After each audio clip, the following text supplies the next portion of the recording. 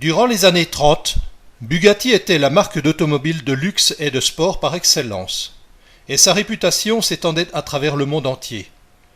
En effet, les Type 35 avaient régné sur les circuits durant plusieurs années, totalisant plus de 2000 victoires en compétition, un record qui reste inégalé à ce jour.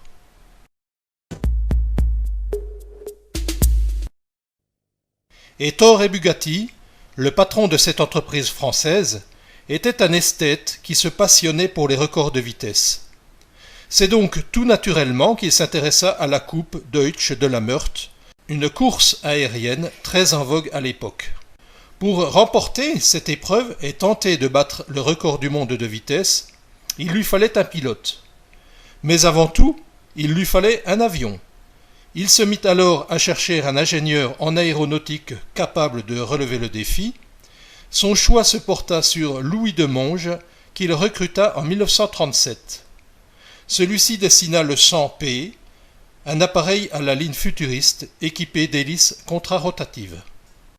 Au même moment, l'usine de Molsheim produisait le type 5950B, une voiture de course propulsée par un 8 cylindres de 4,7 litres à compresseur, développant 470 chevaux.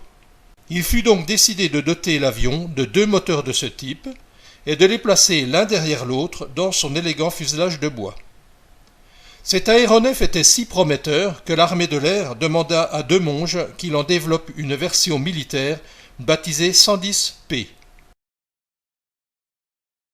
En 1940, l'avion de course était presque terminé lorsque la guerre éclata.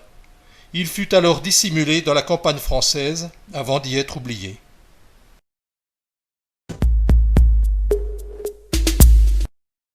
Dans les années 70, le collectionneur de Bugatti Raymond Jones racheta l'appareil pour ses moteurs. Ceux-ci furent donc retirés du fuselage et expédiés aux États-Unis. N'intéressant personne en France, la cellule traversa l'Atlantique quelques semaines plus tard. En juillet 1996, elle fut cédée à l'EAA, Airventure Museum d'Oscoch, dans le Wisconsin. Après avoir été restaurée par une équipe de bénévoles, le fuselage fut exposé dans le hall d'entrée de ce magnifique musée.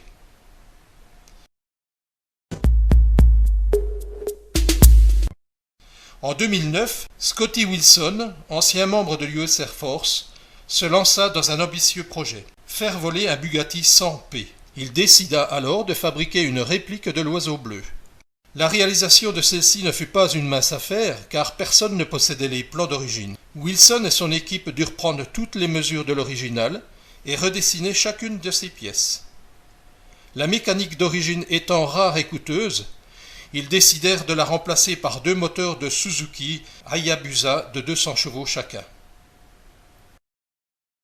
La cellule de l'appareil passa le mois de mars 2014 au Mullin Automotive Museum, qui organisait une exposition consacrée aux artistes de la famille Bugatti. Dès son retour en gare de Tulsa, l'équipe se remit au travail. La nouvelle motorisation fut installée et le 100P débuta une longue série de tests au sol avant d'effectuer son premier vol.